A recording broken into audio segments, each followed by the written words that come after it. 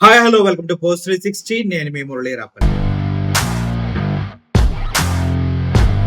కూటమి ప్రభుత్వం అధికారంలోకి వచ్చి 10 నెలలు అవుతున్నా కూడా జగన్ జపం మాత్రం మానట్లేదు. కారణం ఏంటి? జగన్ జగన్ జగన్ జగమంతా జగనే అన్న విధంగా కూటమి ప్రభుత్వం తన వైఖరిని పదే పదే ప్రజలపైన రుద్దుతూనే ఉంది.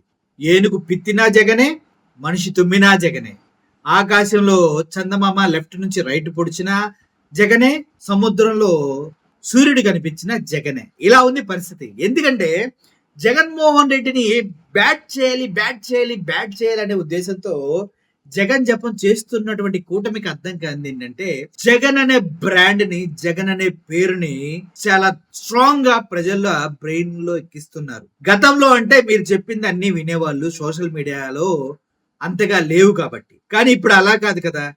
ఏది చేసిన కూటమి ప్రభుత్వం దానికి రివర్స్ కౌంటర్ పూర్తి ఆధారాలతో వైఎస్ఆర్సీపీ సోషల్ మీడియాతో పాటు ఇంకా చాలా సోషల్ మీడియాలు ప్రజలకి చేరువ చేస్తున్నాయి. ఇప్పుడు జగన్ గురించి ఎవడన్నా తప్పుగా మాట్లాడితే వెంటనే దానికి సంబంధించిన ఆధారాలు సోషల్ మీడియాలో వస్తూ ఉన్నాయి. సో ఈ విధంగా జగన్ గురించి కూటమి ప్రభుత్వంలో నాయకులు మాట్లాడి జగన్ గురించి ఇంకా మంచి క్లారిటీని ప్రజలకి వైఎస్ఆర్సీపీ సోషల్ మీడియా నుంచి వెళ్ళేలాగా చేస్తూ జగన్ యొక్క చరిష్మాని ఇప్పటి వరకు 200 రెట్లు పెంచడంలో కూటమి ప్రభుత్వం సూపర్ సక్సెస్ అయింది. అది ఆ విషయం వాళ్ళకు కూడా తెలియదు అనమాట. నిజం చెప్పాలంటే ఒక టీవీ డిబేట్ లో మాట్లాడుతూ ఇక్కడ కూడా అంతా జగన్ జగన్ జగన్ జగన్ జగన్ అంతా వైసీపీ చేస్తుంది, జగన్ ద్వారానే చేస్తుందని చెప్తూ ఉన్నారు. కానీ వాస్తవానికి వస్తే అది కరెక్ట్ కాదనమాట. ఇక్కడ జగన్ జపం చేసినంత మాత్రాన అసత్యాలు సత్యాలు అయిపోవు, జగన్ పైన రుద్దినంత మాత్రాన అబద్ధాలు నిజాలు అయిపోవు. ఆ విషయం పూర్తిగా గమనించకుండా జగన్ ని హీరోని చేస్తుంది మాత్రం కూటమి ప్రభుత్వం, చంద్రబాబు నాయుడు గారు, లోకేష్, పవన్ కళ్యాణే. మొన్నటికి మొన్న జన సైనికుల సభలో కూడా జగన్ జపమే జరిగింది. జగన్ లేకుండా ఏ కూటమి ప్రభుత్వం మీటింగ్ ఉండదు, జగన్ లేకుండా ఏ ఒక కార్యక్రమం ఉండదు. తద్వారా జగన్ చరిష్మా, జగన్ ఇమేజ్ ని పెంచే బాధ్యతలు ప్రతిపక్ష పార్టీలు అంటే వైఎస్ఆర్సీపీ పార్టీకి ప్రతిపక్ష పార్టీలు తీసుకోవడం అనేది అసలు హ్యాట్స్ ఆఫ్ అన్నమాట. అయితే ఇప్పుడు ఒక విషయం క్లియర్ గా మాట్లాడాలి. ఏది చేసినా వైఎస్ఆర్సీపీ పార్టీ, వైఎస్ఆర్ ఇది అంటారు. దానికి ఒక టీవీ ఛానల్ డిబేట్ లో వైఎస్ఆర్సీపీ అధికార ప్రతినిధి శేఖర్ రెడ్డి రాడ్ రొంబోలా లాగా గట్టిగా దించి పడేశాడు.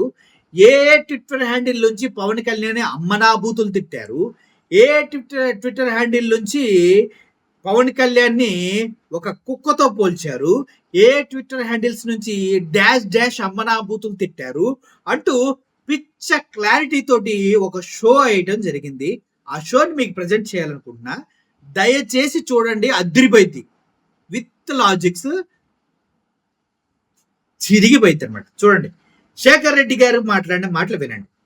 కూటమి విచ్ఛిన్నానికి అంటే ఏ అవకాశాన్ని కూడా వైసీపీ వదులుకోవట్లేదా అనేటటువంటి అనుమానాలు అయితే వ్యక్తమవుతున్నాయి. వైసీపీ ఈ అంశాన్ని చాలా సీరియస్గా తీసుకుని కూటమిలో ఒక రకమైనటువంటి డిస్టర్బెన్స్ క్రియేట్ చేసేటువంటి ప్రయత్నం చేస్తుందా అనేటటువంటి విమర్శలు కూడా వ్యక్తమవుతున్నటువంటి పరిస్థితి. నాగబాబు గారిని వేదికెక్కి ఆ మాటలు మాట్లాడమని చెప్పడం వైసీపీ కుట్ర. 40 ఏళ్ల పార్టీని నిలబెట్టామని చెప్పి పవన్ కళ్యాణ్ గారు మాట్లాడింది వైసీపీ స్క్రిప్టా చెప్పానండి. టీడీపీ హ్యాండిల్ లో ఫోటో చూసాను సార్. ఎడ్ల బండి ఉంది సార్, 2 ఎడ్లు సార్, బండి ఉంటుంది సార్, పోతా ఉంటుంది. మధ్యలో 2 ఎడ్లకి మధ్యలో ఒక కుక్క ఉంటుంది సార్, కుక్కకు బొట్టు పెట్టారు సార్. పైన ఏం రాశారు తెలుసా సార్ ఇన్ఫో? 2 ఎడ్ల బండి మధ్యలో నడుస్తున్న కుక్క బండిని నేనే మోస్తున్నాను అనే ఫీలింగ్ లో ఉంటుందని చెప్పేసి తెలుగుదేశం పార్టీ హ్యాండిల్స్. అది మా కుట్రే సార్, అది మా కుట్రే. శివుడు అనే ట్విట్టర్ అకౌంట్ ఉంది సార్.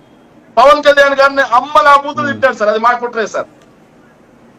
అదే విధంగా ఉండవల్లి అనూష సార్, తెలుగుదేశం పార్టీ అధికార ప్రతినిధి, ట్విట్టర్ అకౌంట్ స్పేసెస్ పెట్టి పవన్ కళ్యాణ్ గారిని తిట్టారు సార్, అది మా కుట్రే సార్.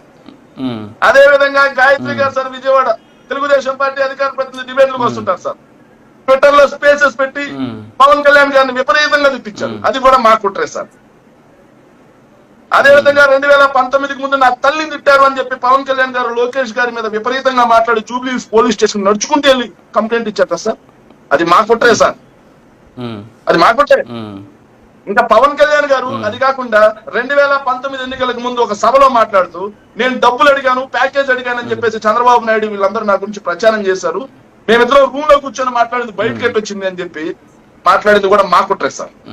రాజుగారు నన్ను చర్చకి ఎందుకు పిలిచారు? వాళ్ళు మాట్లాడిన సేపు కామ్ గా ఉన్నా కదా, మా వర్షం కూడా వెళ్లకుండా వాళ్ళు ఆపుతారు, మీరు ఆపుతారు. ఎందుకు సార్ చర్చకి పిలవటం?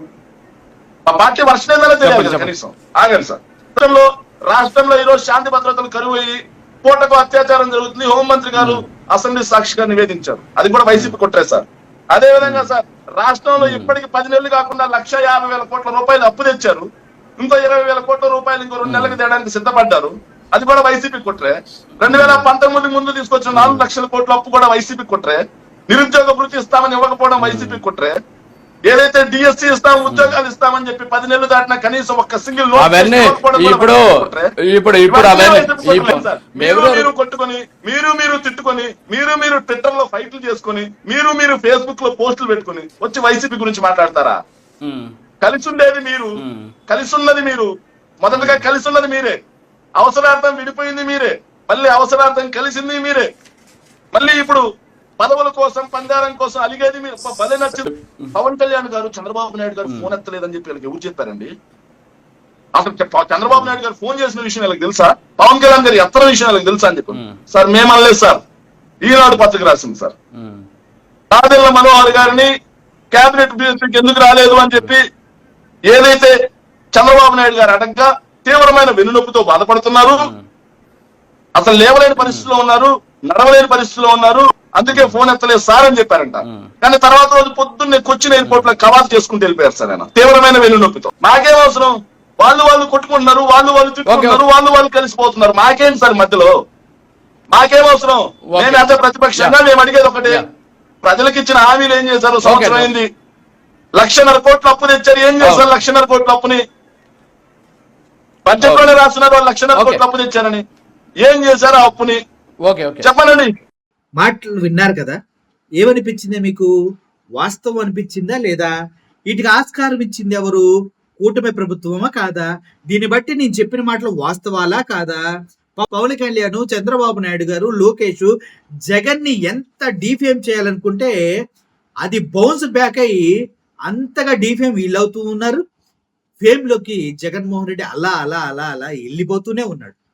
సో అదే ఇప్పుడు ప్రజల్లో జగన్మోహన్ రెడ్డి ఎక్కడికి వెళ్ళిన నేరాజనాలు, ఆ రోడ్లంట పరిగెడతాలు, జగన్ జగన్ జగన్ సీఎం, జగన్ అన్న ప్రాణం నువ్వంటే, జగన్ అన్న మీకోసం కోట్ల మంది ఉన్నారు అని ప్రజలు చెప్తున్నారంటే దానికి రీజన్ మాత్రం కూటమి ప్రభుత్వమే. సార్, మీరు జగన్మోహన్ రెడ్డి గారిని ఈ రేంజ్ లో ప్రమోట్ చేస్తూ ప్రజలకు చేరువ చేస్తున్నందుకు గాను నాకు చాలా ఆనందంగా ఉంది. రాబోయే రోజుల్లో జగన్ మళ్ళీ సీఎం పీఠం ఎక్కడానికి మీరు పరోక్షంగా ప్రత్యక్షంగా సర్వ విధాలుగా మీరే కారణం. ఈ విషయాన్ని మనసులో గుర్తుపెట్టుకొని ఇంకా ఎక్కువ జగన్ పైన నెగిటివ్ పబ్లిసిటీ చెయ్యండి. దాన్ని పాజిటివ్ ఎలా చేసుకోవాలో జగన్ టీంకి ఇప్పుడు తెలుసు అని సవినయంగా విన్నవించుకుంటూ, రాబోయే రోజుల్లో జగన్మోహన్ రెడ్డి చరిష్మాని ఎంతగా పెంచాలో మీకు పూర్తి క్లారిటీ ఉందని నమ్ముతూ, విశ్వసిస్తూ సెలవు తీసుకుంటున్నాను. Thank you for watching this video. Murali signing off. Thank you.